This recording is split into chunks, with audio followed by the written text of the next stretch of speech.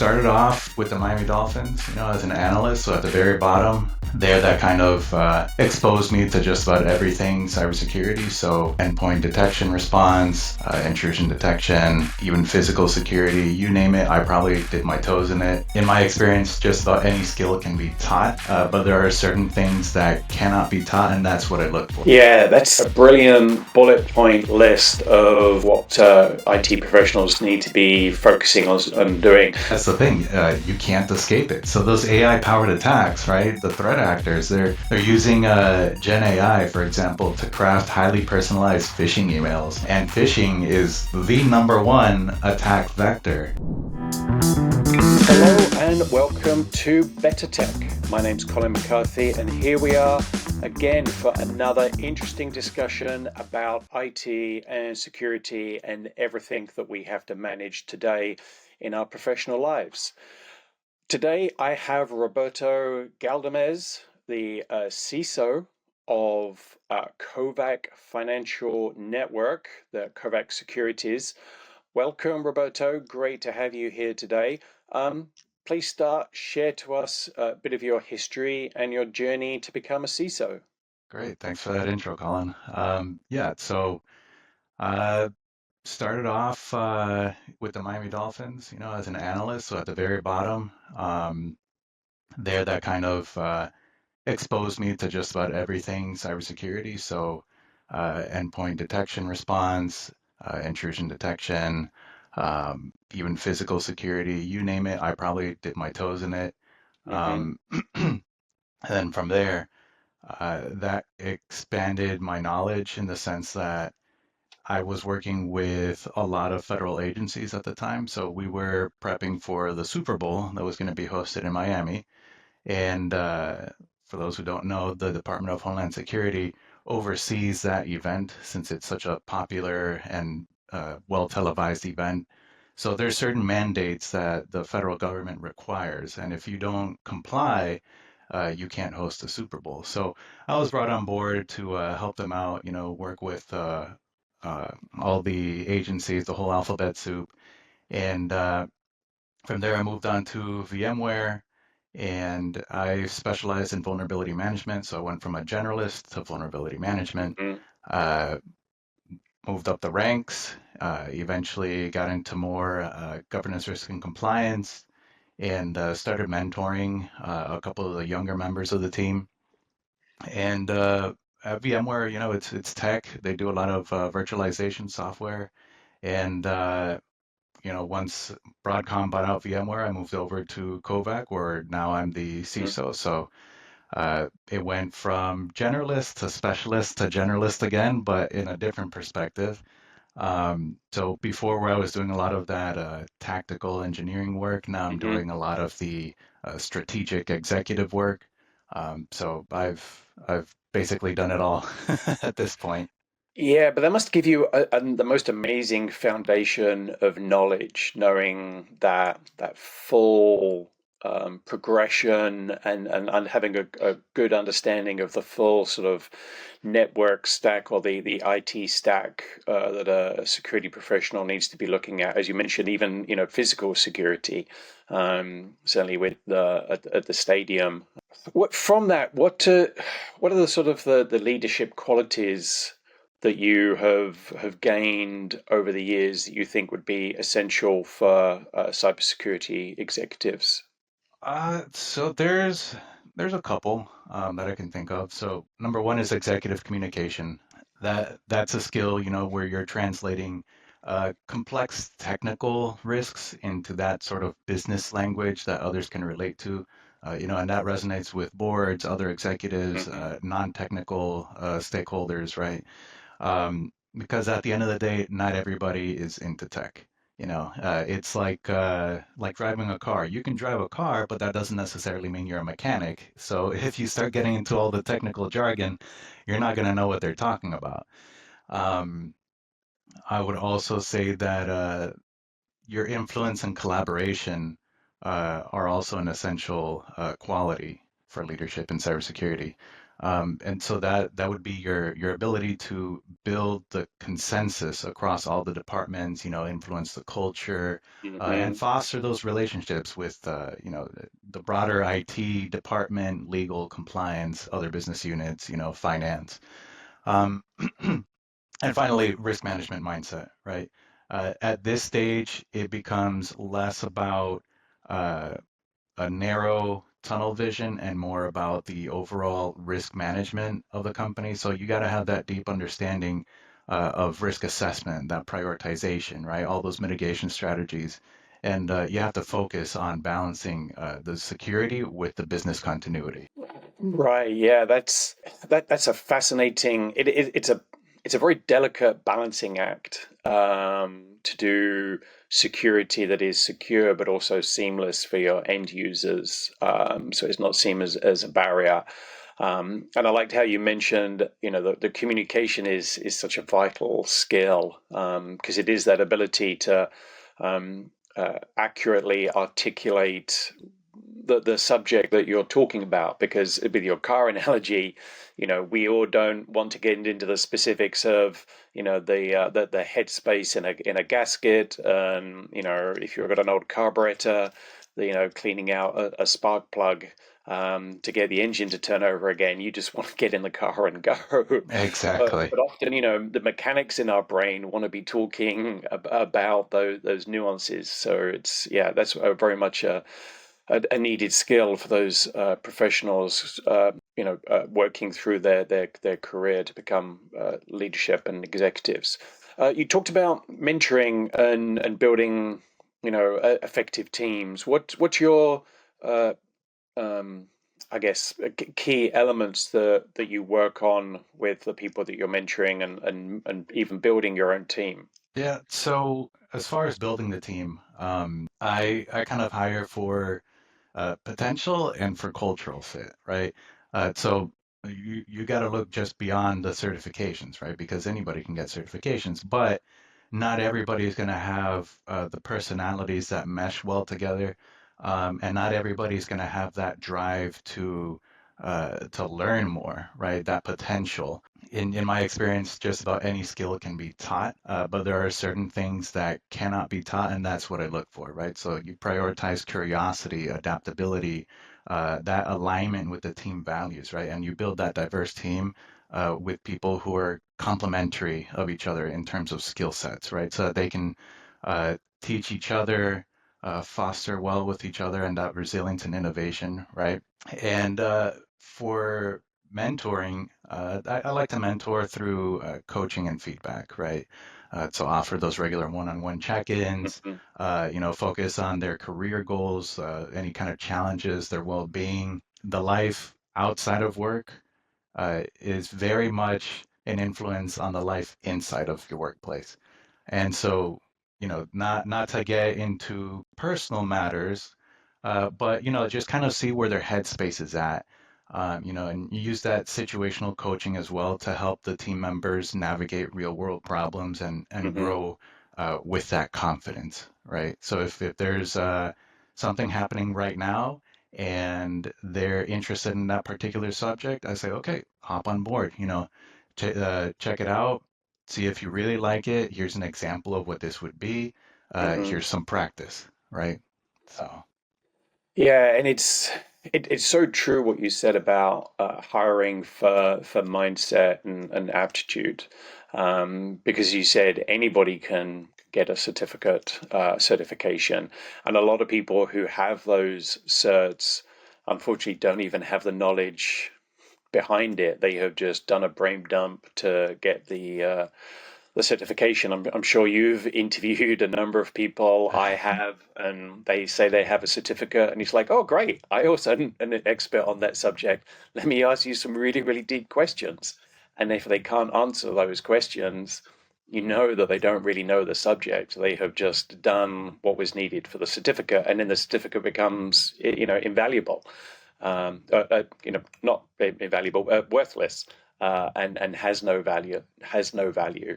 Um, it is really, as you say, great to hire for that aptitude, the curiosity, Because those sort of things are very difficult to teach, and the ability to be a really good communicator, certainly when you're working with end users. So over the years, you've seen obviously a lot of change going from different businesses. How have you worked to make sure that individual business's objectives and needs align with your cybersecurity efforts? So you got to understand the business first, right? And whichever company you work for, you got to understand how that company generates revenue, Mhm.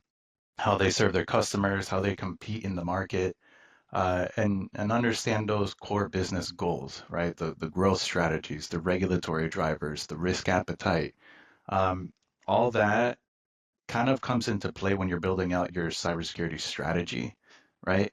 And also, you have to be able to translate those risks into business language, right? So Mhm. you would frame the cybersecurity risks in terms of business impact, such as financial loss, reputational damage, operational disruption. Um, Back to what I was saying, things that non-technical personnel can relate to, right? And you use these metrics and visuals like risk heat maps, right? Or return on investment Mhm. on controls to facilitate that board level conversation. So that's how I align the cybersecurity efforts to the business objectives. Right. And your current business is finance. What are you seeing as the biggest cybersecurity risks in that industry? Uh, so definitely the regulatory non-compliance, that's a big one. Failure to meet evolving standards like GLBA, FINRA security rules, etc. Those can definitely result in heavy fines and business disruption, and that's something that you don't want to happen. On the other hand, you also have ransomware and extortion campaigns. There's been an uptick in that lately, Yeah. where the attackers, encrypt the data, they demand payment, and they're increasingly exfiltrating sensitive data like PII or trading algorithms, right, to increase Hmm. that leverage. So I would say those Yeah. are the biggest risks. Yeah. If you've got it on both sides, you've got the bad actors coming in trying to fish your employers, get a compromised account, breach your physical network. Although I don't think that happens too much anymore. It's not like Hackers or iRobot or Mr. Robot, the hacking show where people are dropping, encrypted USB or corrupt malware infected USB drives in car parks, thinking that an employee is going to plug it into the internal network to get access. It is all that phishing campaigns that happen, and then you've obviously got that red tape compliance to keep a track of, and probably lots and lots of audits constantly happening. You've part of that, I'm guessing, is not just the network that you have, the collaboration platform that you have, but all of the additional applications that plug into your systems that you might be using internally or externally for client-facing actions. How do you approach managing all of those third-party applications and vendor risks? So FINRA, which is the regulatory body in the finance sector, they use NIST CSF framework. Right. And so we've aligned ourselves as well to the NIST framework, and we build upon that, So um, the framework aside, we also conduct our own due diligence, so security questionnaires, evidence of SOC 2 compliance, for example, and review the contractual language in the contracts, right? You definitely want to make sure that the data that you're providing is very well protected because at the end of the day, it's a supply chain risk, right? So you always have to monitor and reassess continuously using threat intelligence and those risk assessments So that's basically how we manage that third party and vendor risk.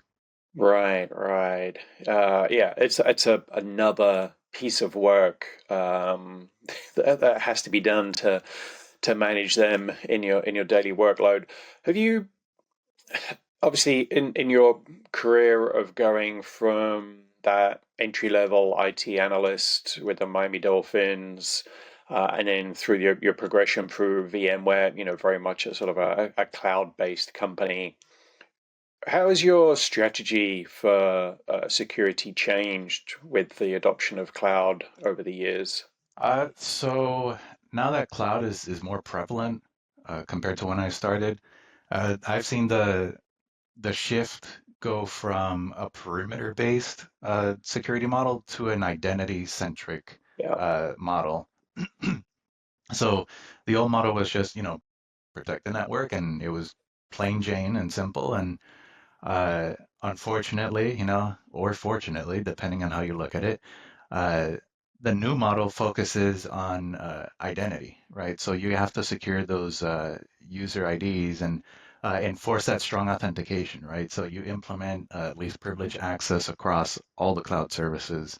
Um, and there's also a need for cloud native security tools, right? yeah. Whereas before there was no need for that. So traditional firewalls and antiviruses don't work here.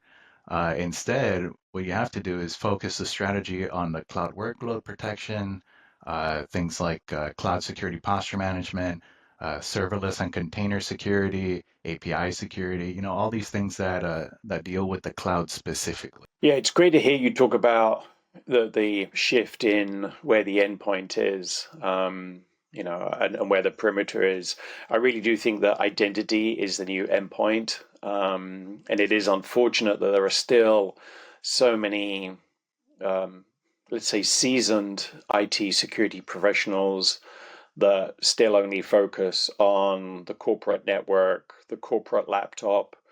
They'll spend millions putting multiple EDR applications on corporate laptops, but won't do anything to stop, that Office 365 or Okta account or, Google Workspace account from signing into any device. You could sign in on an old Windows 7 device, you could sign in on Snow Leopard, but all of that investment is just spent incorrectly on, or let's protect the corporate laptop, because that, we're used to that old mentality of, as you say, it was very simple. You just protected the office as if it was a castle, and nothing else could get in. Now everybody's roaming free and their identities are being used everywhere. With those changes in how we operate, um, what are you seeing in the sort of emerging technology and also emerging threats that you think are going to be most critical for security professionals to be aware of? So I'm going to use a buzzword, AI. Yes, everybody who's So waited this long, we're about 15 minutes in. You can take your first drink if you're doing the AI drinking game, which I, every recording I do, I wait to the bit where we have to mention AI. It happens all the time. You can't yeah, escape it. no, now and that's the thing. You can't escape it. So those AI powered attacks, right? The threat actors, they're using Gen AI, for example, to craft highly personalized phishing emails. And phishing is the number one attack vector, at least in finance, that I'm seeing. So they could also automate malware development, right? Mm. Just how regular devs can automate regular code, malicious actors are automating malware development, right? And they could also create deep fake content for social engineering or reputational harm, So it's AI goes in just about every direction, and it's touching just about everything now. So definitely AI powered attacks. And the other one is and CrowdStrike, uh, they've covered this very well. Ransomware as a service. So now it's no longer just ransomware; it's ransomware as a service.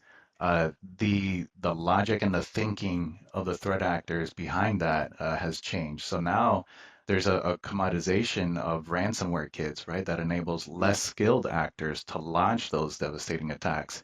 And often, they have that double or triple extortion tactic going on. So for example, uh, they encrypt your data, and then for the double whammy, they leak that stolen data unless you pay them. For the triple whammy, then they go and threaten the customers of the victim company, right? So it's just a waterfall after that, and you have these affiliates, which are the less skilled actors in this Hmm. case, and they just subscribe to the actual developers of the malware. Um, and so the affiliates launch the attacks.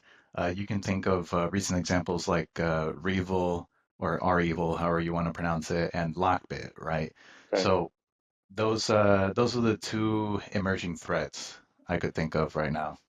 Right, yeah, it certainly does increase the number of phishing attacks the end users could be coming against, and with that AI's ability to constantly be redeveloping its malware, makes it harder for software company or security companies to stay ahead of that. And also with sort of patch management, it'd be so easy for them to find a vulnerability and act on a vulnerability in a piece of software. So, those zero-day attacks are always a worry. And I thought it was great that you mentioned about deep fakes. I've seen that, and we all have in the finance industry. My previous employer, the CEO, was faked in a deep fake. People were asked to join, a Teams meeting to talk about a new acquisition, and a finance person in another operating company was, tried to be coerced or persuaded to make a financial transaction by the fake AI created CEO. Thankfully, it didn't work, but it's happening, all the time. It's not just sort of Hollywood or a potential risk. It's an active one that's being acted on. So, what are you seeing, or what do you see, or how do you see your role of CISO evolving in the next 5 years when you look back from where you've come and the developments that you've seen, and as we've already mentioned, AI and how it's changing the way we work at the moment. How do you think that's going to continue your role evolving? So definitely, there's going to be an expanded scope of responsibility. That enterprise risk management, privacy and data governance, third party and supply chain risk, resilience and continuity planning, the list goes on, right? So it'll expand beyond technical oversight and into a more strategic, business aligned or risk focused leadership position, right? So CISOs will be more visible at the boardroom level, and then I could see, CISOs presenting cyber risk in business and influencing that corporate strategy. So Right. that's definitely how I can see it changing. Okay. We have seen the um, expansion and explosion of IT professionals in the market, and obviously the need for IT professionals. This, supposed to be a huge, uh, what's the word I'm trying to think of? A huge lack of skilled, knowledgeable security professionals to fill all of the open roles, and the need, as companies' security requirements expand. So, what advice would you give for an IT professional who is aspiring to progress their career up into leadership in regards to cybersecurity? So definitely work on those soft skills as much as the technical skills. Um, you're going to want to focus on that communication. I can't stress that enough. It's one of the most underrated skills. Um, being able to uh, have that level of understanding between technical and non-technical personnel, uh, as well as, being able to uh, convey what you know to the technical personnel, right? So you have to be able to do both, and always continue learning, right? So you can teach and guide others. That mentorship is a critical skill when it comes to leadership. So always continue learning, take initiative and ownership of team projects. Project management wouldn't hurt either. So definitely, try to dip your toes into that leadership aspect, right? And focus on those soft skills as well as the technical skills. Yeah, that's a brilliant sort of bullet point list of what IT professionals need to be focusing on doing. And it was great that you mentioned about project management, digital transformation, change management are incredibly vital to make sure that any IT project is a success. We as IT professionals can do the technical part of any software deployment, IT change, but it is the end user change management that is the real key to that being a success. So yeah, great advice. Been wonderful to talk to you for the last 20 odd minutes, Roberto. Fascinating to hear your progression through your career and your thoughts on cybersecurity and how AI is going to evolve it. Any last comments, thoughts to share? Uh, Keep on keeping on. Thanks for having me, Colin. Brilliant. Thank you very much. And thank you to everybody for listening to another episode of the BetterTech podcast.